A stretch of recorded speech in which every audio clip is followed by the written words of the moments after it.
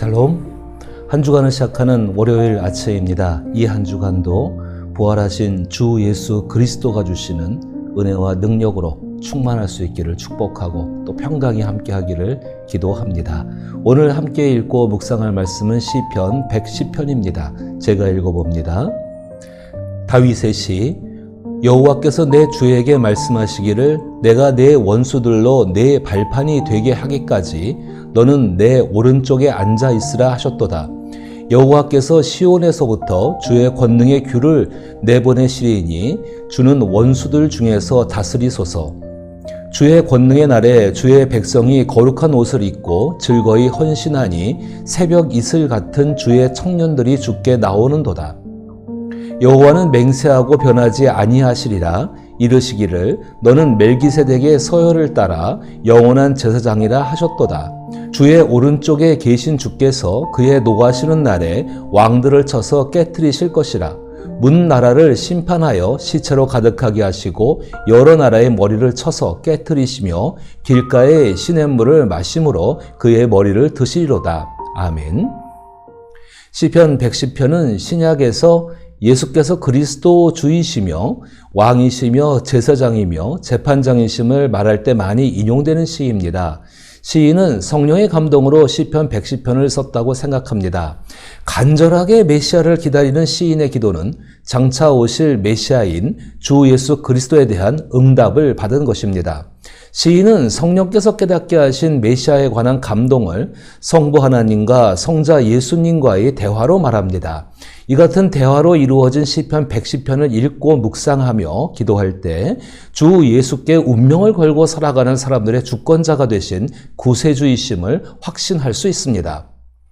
1절 말씀에서 여호와께서 내 주에게 말씀하시기를 내가 내 원수들로 내 발판이 되게 하기까지 너는 내 오른쪽에 앉아있으라 하셨도다 라고 말씀합니다. 1절에서 시인은 여호와께서 내 주에게라는 표현을 통하여 자신의 주가 메시아 그리스도 예수임을 말합니다. 그리고 시인의 주이신 예수 그리스도는 가장 높은 권위와 특권과 명예의 자리인 하나님 우편에 앉으신다는 지시를 받고 있습니다. 고대의 왕은 종종 패배한 적들을 자기 발로 밟는 모습으로 자신을 묘사했습니다. 이 모습은 시인에게 익숙한 모습입니다. 시인은 자신의 주가 모든 원수를 정복하고 하나님의 우주적 통치를 위임받아 주권을 가지고 통치하심을 말하고 있습니다. 2절에서 여호와께서 시온에서부터 주의 권능의 귤을 내보내시리니 주는 원수들 중에서 다스리소라고 말합니다. 시온에 계시는 하나님께서 예수 그리스도에게 영원히 강력한 왕권을 만들어 주셨기에 원수들이 애워싸고 어떤 도전을 한다고 할지라도 주 예수의 다스리심은 항상 이루어짐을 말합니다.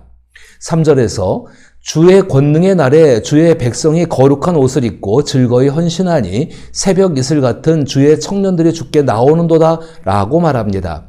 3절은 그리스도의 최종적인 승리를 기다리는 시인의 기대입니다. 최종적인 승리는 아직 이루어지지 않았습니다. 그러나 주의 권능의 날, 즉 최후 승리를 거두시는 그날에 이를 때까지 주의 권능은 그리스도께 운명을 걸고 죄와 불의와 싸우는 사람들의 권능이 되십니다. 그로 인하여 예수께 헌신하며 살았던 새벽 이슬 같은 주의 청년들처럼 어두움과 죄악을 이기고 순전함과 강한 생명력을 가지고 세상을 이긴 주 예수 그리스도와 함께 왕의 보좌에 서게 됩니다. 여호와는 맹세하고 변하지 아니하시리라. 이르시기를 너는 멜기세덱의 서열을 따라 영원한 제사장이라 하셨도다.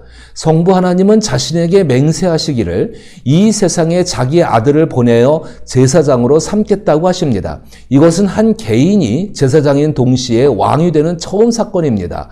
제사장은 하나님 앞에서 자기 백성의 죄를 대신합니다. 그러나 일시적이고 단회적이었습니다. 그런데 왕 같은 강력한 권한으로 하나님의 정의와 정결을 이루지는 못했습니다. 하나님의 뜻과 맹세로 주 예수는 하나님의 아들로서 최종적인 제사장이십니다. 이후로는 주 예수의 뒤를 이어 제사장이 될 수 있는 사람은 없습니다. 이 같은 하나님으로 인한 완전한 신성을 충족하신 예수는 십자가의 사역으로 인하여 제사장이 갖춰야 할 정결의 모든 것을 완성하셨습니다. 따라서 다른 누군가의 죄를 대신해서 죄의 희생제물을 드려야 할 필요가 없고 누구든지 예수의 십자가에서 자신의 죄를 대신한 제물이 되었음을 인정하면 하나님으로부터 죄 사함을 얻게 됩니다. 이 같은 주 예수의 제사장으로서의 구속은 또한 영원합니다. 주의 오른쪽에 계신 주께서 그의 노하시는 날에 왕들을 쳐서 깨뜨리실 것이라. 문 나라를 심판하여 시체로 가득하게 하시고 여러 나라의 머리를 쳐서 깨뜨리시며 길가의 시냇물을 마심으로 그의 머리를 드시로다. 시인은 세상의 재판관으로 오실 왕이며 제사장인 주 예수를 바라보고 있습니다. 주 예수가 오실 그날은 세상을 심판하시는 주 예수의 판결이 이루어지기 시작합니다. 주 하나님께서 노하시는 그날은 이제 하나님의 인내가 끝나고 선하신 인격 속에서 공의가 이루어지는 날입니다. 그날에 주 예수께서 선과 악을 판단하시며 주 예수의 판단을 성부 하나님께서 창조주의 능력으로 완성하시고 이루시며 길가의 시냇물을 마심으로, 즉 승리를 거둔 왕이 시냇가에서 물을 마시는 것처럼 완전한 승리를 이룬 아들을 위해 그의 머리를 드시로다. 즉 참된 왕께서 머리를 들고 왕관을 쓰시고 다스리기 시작하는 것을 표현합니다. 이로써 주 예수는 영원한 주권자로서 성부와 함께 영원히 다스리십니다. 주 예수께서 오시기 전에 영원 전에 이루어진 성부 하나님과 성자 예수님 사이에 이루어진 말씀과 약속을 시인이 알게 된 것은 성령께서 함께 하셨기 때문입니다. 성령은 하나님의 깊은 것을 알고 계시며 그것을 우리에게 증거하시는 그리스도의 영입니다. 시인은 오실 메시아에 대해 의심하지 않고 기다리는 사람이었습니다. 메시아이신 그리스도가 오시면 이성적인 사고가 매우 연약한 젖먹이 어린아이도 분명하게 알 수 있습니다. 그것은 기다림에 대한 간절함이 담긴 기도가 드려지기 때문입니다. 성령은 간절한 기다림을 가지고 주권자가 되시는 구세주를 기다리는 시인에게 오실 그리스도를 알게 하신 것입니다. 그런데 주권을 가진 구세주이신 예수 그리스도가 이 땅에 오셨을 때 시편을 잘 알고 있다고 생각했던 유대인들은 주 예수를 주권자가 되신 구세주로 받아들이지 못했습니다. 그것은 그들이 스스로 현명하고 지혜롭다고 생각하고 있었기 때문입니다. 주 예수께서 자신을 다윗의 자손으로 오실 하나님의 아들이라고 증명했을 때 스스로 현명하고 지혜롭다고 생각했던 바리새인들은 오히려 신성모독이라고 하며 예수를 죽이려 했습니다. 그때 예수님은 마태복음 22장 41절로부터 46절에서 바리새인들이 모였을 때에 예수께서 그들에게 물으시되 너희는 그리스도에 대하여 어떻게 생각하느냐? 누구의 자손이냐? 대답하되 다윗의 자손이니이다. 이르시되 그러면 다윗이 성령에 감동되어 어찌 그리스도를 주라 칭하여 말하되 주께서 내 주께 이르시되 내가 내 원수를 내 발 아래 둘 때까지 내 우편에 앉아있으라 하셨도다 하였느냐? 다윗이 그리스도를 주라 칭하였은즉 어찌 그의 자손이 되겠느냐 하시니 한마디도 능히 대답하는 자가 없고 그날부터 감히 그에게 묻는 자도 없더라 하셨습니다. 이 말씀은 시편 110편의 핵심이기도 합니다. 하나님께서 영원전부터 정해놓으신 뜻대로 왕이요 제사장이신 그리스도는 다윗의 자손 인간이 되어서 오셔야 합니다. 인간이 되어서 오신 그리스도는 영원한 하나님이시며 영광과 권세의 자리에 앉아 능력으로 우주 만물을 다스리십니다. 이미 하나님께서 말씀하신 대로 주권을 가지고 세상을 구원하는 구세주가 되셨습니다. 그리고 임마누엘로 자신에게 운명을 맡기고 살아가는 그리스도인들과 함께 하십니다. 저는 시편 110편을 읽고 묵상하며 예수의 이름으로 기도한다는 것을 생각해 봅니다.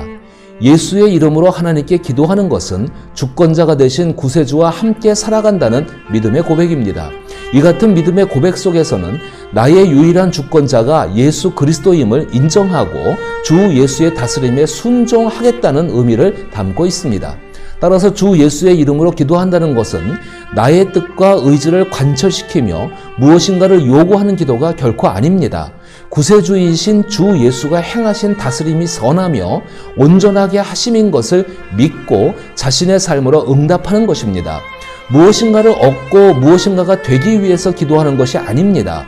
이미 구세주이신 주 예수께 구원을 받은 사람으로 제대로 되고 온전한 삶을 자신의 삶 속에서 살아내기 위해서 기도하는 것입니다. 자신의 삶을 통하여 자신이 어떤 존재인지를 증명하고자 하는 자기 중심적인 생각에서 주권자가 되신 주 예수의 모습을 드러내는 삶을 살기 위하여 기도하는 것입니다. 그것은 자신을 옳게 보이려고 도덕적인 삶을 추구하는 기도가 아닙니다. 설령 자신에게 불리하고 수치를 당하는 일이라 할지라도 구세주이신 주 예수의 주권을 드러내는 삶을 위해 살기 위해서 기도하는 것입니다. 이 같은 기도를 성령께서 도우십니다. 성령의 도우심 속에서 자신의 죄된 모습은 사라지고 변화되고 동화된 예수의 모습만이 남게 되며 자신의 삶은 주 예수를 닮아 다른 사람을 구원할 수 있는 주권적인 구원자의 삶을 살게 됩니다. 저는 이것이 주 예수의 이름으로 기도한다는 말의 의미라고 생각합니다. 주권자가 되신 구세주이신 주 예수 그리스도는 살아계시며 믿는 자와 함께 하십니다. 자신의 삶에서 주권자이신 예수의 선한 다스림을 의지하며 주 예수의 삶을 드러낼 수 있기를 기도합니다. 시편 110편을 읽으면서 우리의 기도를 다시 한번 돌아볼 수 있기를, 그래서 그 말씀 가운데 반응할 수 있기를 나사렛 예수 이름으로 축복합니다.